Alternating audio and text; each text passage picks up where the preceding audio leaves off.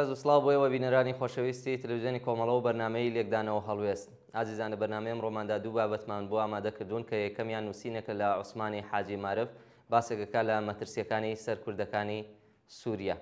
عوسمانی حاجی مارف بەم شێوەیە دەست پێکا دەڵێ هەسەدە لە مانگی نۆڤەمبری 2025 زاینیدا ڕێککەوتنێکیان لەگەڵ حکوومەتی ئەحمەد واژۆ کرد کە لەو ڕێککەوتنەدا ئاماژە بە یەخستنی هێزەکانی هەسەدە لەگەڵ سوپای نیشتمانی و پێدانی کۆنتترۆلی پێگە کێڵگەنەوتیەکان و فڕۆکەخانەکان بە حکوومەتی ناوەندیەدات.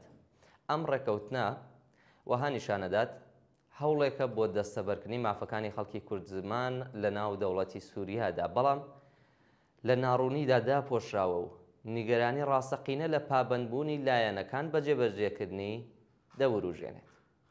دوایەوەی لە ماوەی دەیە ڕابردوودا ئەمریکا پشتیوانیەکی سەرەکی و لایەنگری هەسەدە بووە، ئێستا لەگەڵ داخستنی بنکەکان و کەمبوونەوەی ژمارەی سەربازەکانی ئەمریکا توانایی هێزەکانی هەسەدە لاواز دەکات بۆ ڕووبەڕووبوونەوەی هەر هەڕەشەیە کە لەلایەن تورکیا و ئەحمەد شەرعەوە بێت یان بەرەو ڕووی هەر ڕێکخراوێکی تێرۆریستی بوەستێت. ئەم دۆخەش بەڕوونی ڕنگدانەوەی گۆڕانی چۆنیەتی دەخاڵەتی ئەمریکا لە سووریا بە تایبەتی دوای ئاگربەستی شەڕی ئیسرائیل و ئێران. ئەمریکا کە ماوەیەک سەرمایە گوزاری لە بنیاتنانی هێزێکی کوردی و عەرەبی لە باکووری سووریا بۆ بەرەنگاربوونەوەی داعش دەکرد، ئێستا پێی باشترە پەیوەندیەکانی لەگەڵ ڕژیمی نوێی سووریا ڕێک بخات و پتەوتری بکات بە ئامانجی پاڵنانی دمشق بەرەو هەوڵدان بۆ ئاساییکردنەوەی پەیوەندیەکانی لەگەڵ ئیسرائیل لە چوارچێوەی فراوانتری استراتیژیەکانی لە ڕۆژهەڵاتی ناوەڕاستدا کە تیشکیان خستۆتە سەر سەقامگیرکردنی ڕژیمی سووریا و بەهێزکردنی هاوپەیمانی دەوڵەتانی ناوچەکە کە دژایەتی ئەمریکا ناکەن بە مانایەک ئەولەویەتی ئەمریکا چیتر بەناو پاراستنی کوردەکان و پشتیوانی لە هەسەدە نییە، بەڵکو گەیشتن بە ئامانجی استراتیژی گەورەترە لە هەر ئاڵوگۆڕێکدا. گومانی تیانە تورکیا شەوڵەدات سوود لەو گۆڕانکاریانەی کە بە دەخاڵەتی ئەمریکا پێشدێت وەربگرێت. ئەردوغانیش سیاسەتەکانی خۆی بەرامبەر بە کوردەکانی سووریا پێوانە دەکات بە خۆستنەوەی ڕاگەیاندنەکەی وەجەلان لەبارەی هەڵوەشانەوەی ڕێکخراوی پەکەکە و هێزە چەکدارەکانی کە تورکیا بۆ ئارامکردنەوەی دۆخەکە سوودی لێوەردەگرێت بە قازانجی نەخش و سیاسەتەکانی لە ناوچەکەدا تەواو دەبێت. لە هەمان کاتدا پێدەچێت ئەردوغان بە لەبەرچاوگرتنی بەرژەوەندی هاوبەشەکانی ئەمریکا و تورکیا پەرۆشی ئەموارکردنەوەی دەستوری تورکیایە تا ڕێگەی پێ بدرێت بۆ خولێکی دیکە لە دەسەڵاتدا بمێنێتەوە. بۆ ئەمەش پێدەچێت لە ئێستادا جارێ خۆی لە شەڕێکی بەرفراوان لە باکووری ڕۆژهەڵاتی سووریا بە دوور بگرێت.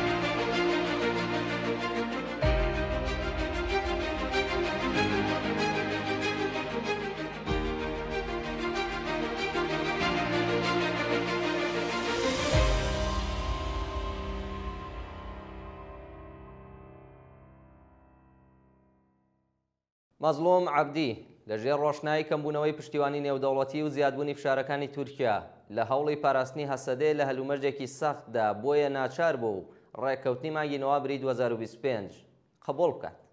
توانیوێتی تا ئێستا خۆیان ڕاگرن و بە وریاییەوە ماونەتەوە بەو پێی هێزەکانی هێشتا دەستبەرداری پێکاتە سەربازی و چەکەکانیان نەبوون، بەڵام چارە نووسی ڕێککەوتنەکەش تا بێستا نادیارە.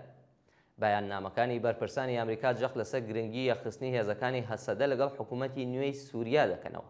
ئەمەش پەیامێکی ناڕاستەوخۆیە و وەها ڕادەگەیەنێت کە پشتیوانیکردنی ئەمریکا لە هەسەدە چیتر ئەولەویەتێکی تاسەر نییە، بەڵکو بەشێکە لە ئەجندایەکی فراوانتر کە لە سووریایەکی یەکگرتوودا بەڕێوە بچێت.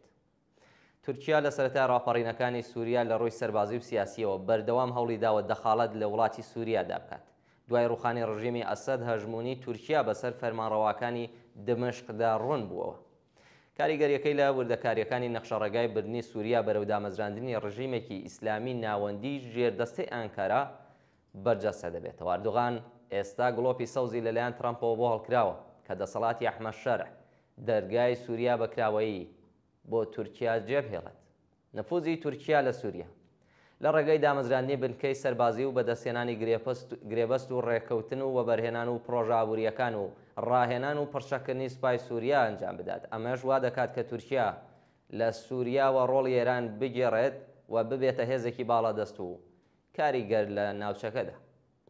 هەروەها ئەردۆغان هەوڵ دەدات فشار بخاتە سەر ئەحمەد شەرع بۆ داماڵینی چەک و دواتر تەواوی هێزە چەکدارەکان وە گەندامانی سوپای سووریا یەک بخات. لە هەمان کاتدا بەردەوامە لە ڕەشەکردنی ئۆپەراسیۆنی سەربازی دژیان یان پاڵنانی حکومڕانی دمشق و کۆتلە چەکدارەکان بۆ ناو شەڕێک لە دژی ناوچە کوردیەکان و کۆنتڕۆڵکردنیان بە مەبەستی مسۆگەرکردنی دەسڕاگەشتنی تورکیا بە سەرچاوە نەوتی و گازی و هەروەها کۆنتڕۆڵی جیۆپۆلیتیکی بەسەر ئەو ناوچەیەدا.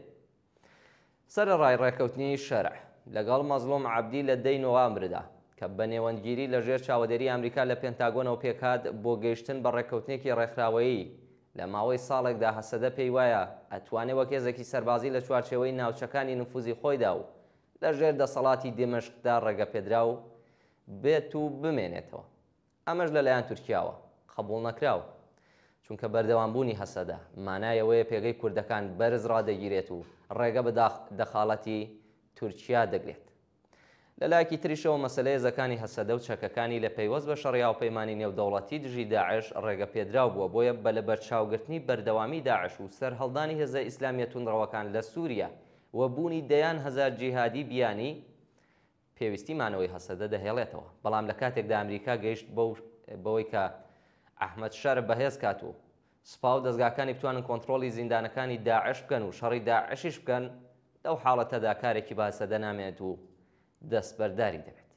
جگە لەوەش ئایا دەسەڵاتی دیفاکتۆری ئێستای شەرع ئەگەری ئەوەی نیشانەدات کە ئەتوانێت سووریا یەک بخات و ئاسایشی ناوخۆ بەدەستپێنێت، ئەمەش کاریگەری لەسەر ئاسایشی ناوچەکە و ئاسایشی ئەمریکا و ئوروپاش دەبێت. هەروەها کوردەکان و هەسەدە متمانیان بە دەسەڵاتدارانی دمشق نییە، بە تایبەت دوای کوشتنی بە کۆمەڵی عەلەویەکان و هێرش و کوشتنی دروزیەکان بێ متمانەیی زیاتر بووە. مامەڵە لەگەڵ ئەحمەد شەرع یاریەکی سەختە بۆ هەسەدە.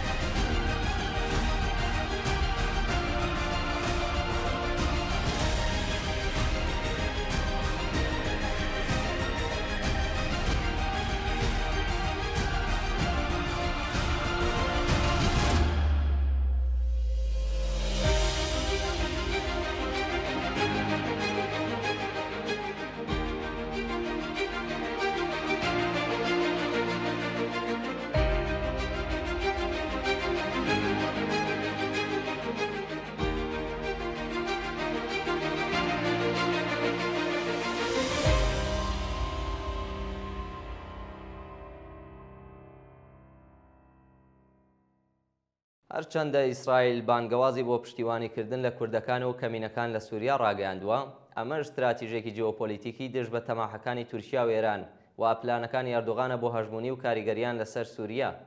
هەڵبەتە ئیسرائیل بەرژەوەندی مامەڵە و یاری باڵادەستیەتی لە ناوچەکەدا، بۆیە بە ئاسانی پشت دەکاتە کوردەکان. هەروەها ئیسرائیل هەوڵ دەدات لە ڕێگەی ڕێکەوتنی ئاشتی لەگەڵ وڵاتانی عەرەبی بەدەست بهێنێت کە ترەمپ کار بۆ بەدەستێنانی دەکات. لەبەر ڕۆشنایی هەوڵەکانی تورکیا بۆ زاڵبوون بەسەر سووریا و دوورخستنەوەی هەسەدە لە بەشداریکردن لە بەڕێوەبردننی سووریا بە چەکداماڵینیان بە جەختکردن لەسەر جێگرکردنی دەسەڵاتی شەرع ئایندێکی زیانبەخش بۆ هەسەدە و دانیشتوانی تەواوی سووریا پێشبینی دەکرێت. هەرچەندە هێرشەکانی ئەمریکا و ئیسرائیل بۆ سەر ئێران ناوچەکەی خستە حاڵەتێکی مەترسیدار و ئاڵۆزەوە، هاو کاتیش سەرقاڵی ئەو شەڕە سەرنجی تەواوی هەموو لایەنەکانی گۆڕی بۆ سەر شەڕەکە. باسی دۆخی سووریا و کێشەکانی خرانە لاوە. ئێستا دوای ئاگرباس تەواوی پرس و بابەتەکانی تر دێنەوە نێو ململانەی هێز و لایەنی جیهانی و ناوچەییەوە، بە تایبەتی مەسەلەی سووریا لە دەستێوەردانەکانی تورکیا و داگیرکردنی ناوچەکانی سووریا و هەژمونی دەسەڵاتی لە دمەشق کە سووریا بەرەو ناسەخامگیری و گێژاوی سیاسی زیاتر دەبات لەگەڵ ئەگەری زۆری شەڕی ناوخۆ پرسێکی جددیە بۆ ئایندەی ناوچەکە. بەردەوامی داگیرکردنی سووریا لەلایەن تورکیاوە بە بیانووی شەڕی پەکەکە درۆیەکی گەورەیە.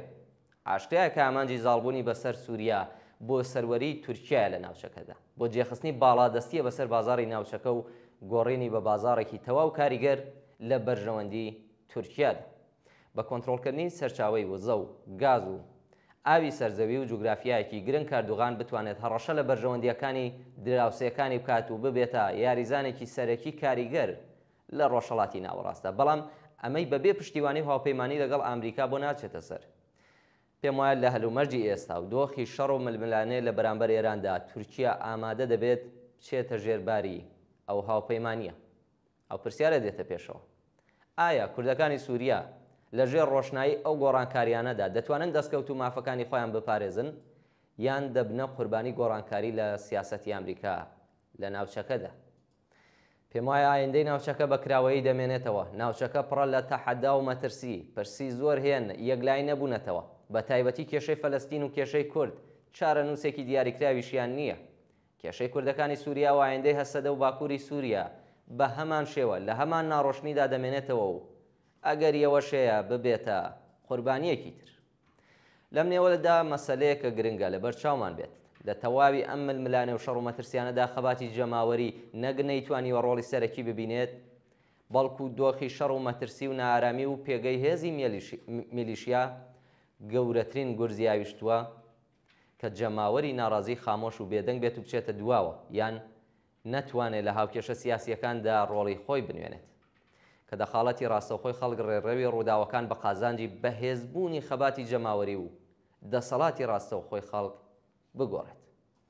فەرمون ناوبڕێک وەربگرن بە بابەتێکی تر لەسەر چەکدانانی پەکەکە دێنە وڵاتان.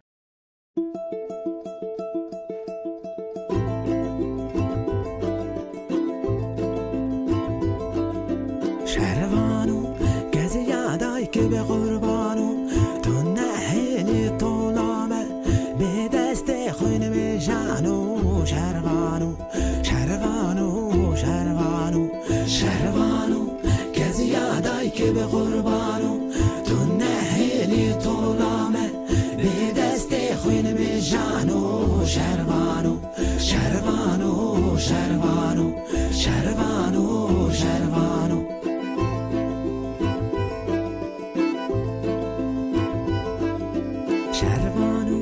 چلنگو از گوریده دل که یاری باراده تفنگل سر میلانو شروانو شروانو شروانو شروانو چلنگو از گوریده دل که یاری باراده تفنگل سر میلانو شروانو شروانو شروانو شروانو شروانو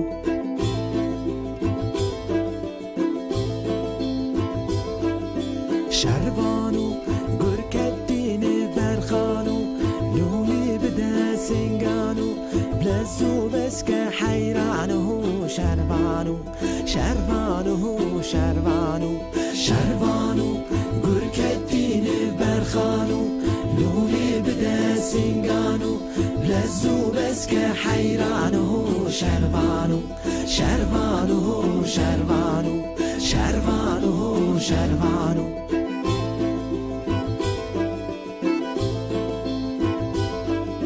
شروانو دوستی دزانو کس کسوران ازمانو یان چکا دجمن مانو شروانو شروانو شروانو شروانو یا دوستی دزانو کس کسوران ازمانو یان چکا دجمن مانو شروانو شروانو شروانو شروانو شروانو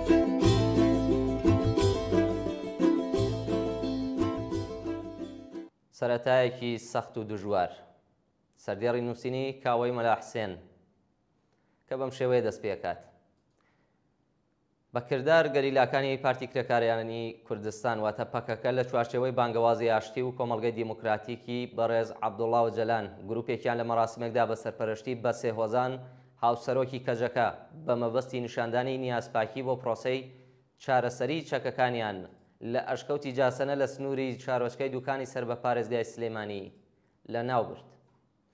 ئەو چەکانەی زیاتر لە 40 ساڵە خەباتیان پێدەکرد.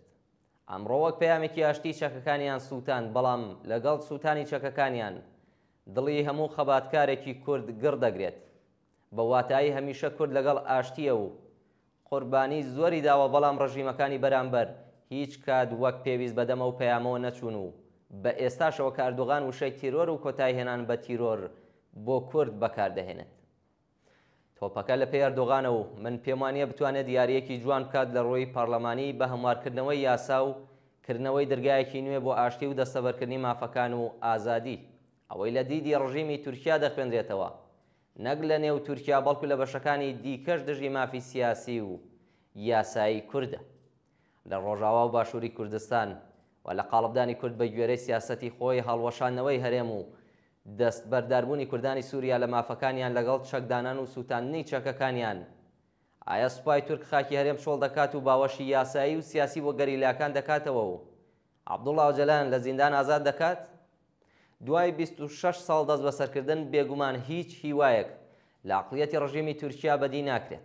ئەو زمانەی جەمیل بایەک و هەڤاڵەکانی چەکیان بۆڵگرت لە نێو تورکەکان لە ئاستی زمانی ئاژەڵی ژنەیان دەبینی، وەک بەختیار عەلی لە ڕۆمانی داگیرکردنی تاریکی ئاماژەی بۆ دەکات. لە داهاتوودا لە نێو ناوەندەکانی ئاکادەمی خوێندنگاکاندا دەخوێنرێت و حسابی بۆ دەکرێت. بەداخەوە ئەویش بەدی ناکرێت. بۆیە چەکدانانی پەکەکە و بڕیارەکەی عەبدوڵڵا وجەلان وەک خواردنەوەی پەرداخێکی ژەهرە لە پێناویکردنەوەی دەرگایەکی ئازادی بەڕووی نەتەوەکەیاندا کە کردنەوەی زۆر قورس.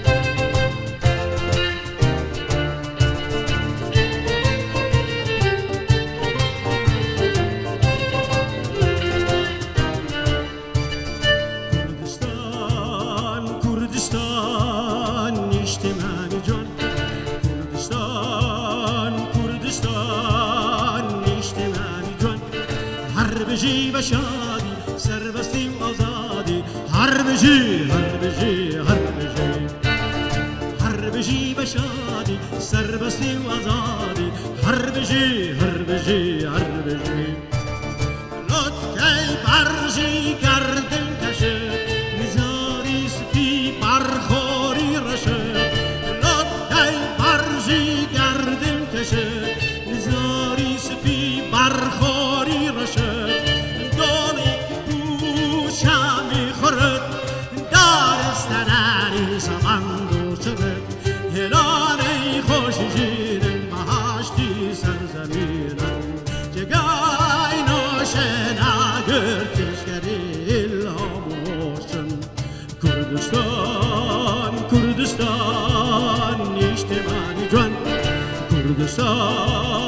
كردستان اجتماعي جوان هربجي بشادي سربستي وعزادي هربجي هربجي هربجي هربجي بشادي سربستي وعزادي هربجي هربجي هربجي لطفي برزي گردن کشه نزاری سپی برخوری رشه لطفی برزی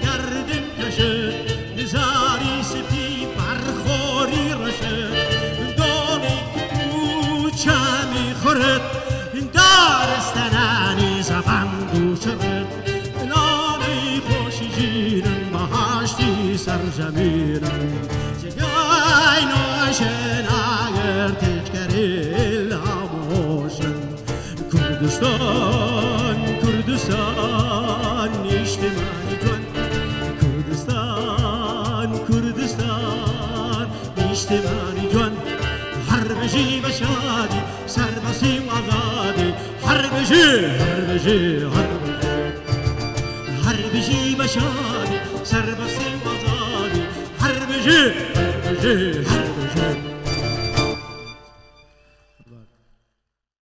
بینەرانی خۆشەویست بەم شێوەیە گەشتینە کۆتایی بەرنامەی لێکدانەوە هەڵوێستی ئەمڕۆکەمان زۆر سپاس کە تا بە کۆتایی لەگەڵماندا بوون بۆ هیوای کە ناوەڕۆکی بەرنامەکە جێی سەرنجیەوەی عزیز بوو بێت و توانن کەڵکی پێویستی لێوەربگرن تا لێکدانەوە هەڵوێستێکی دیکە بە ژیانێکی پڕ لە کامەرانیتان دەست پێرم.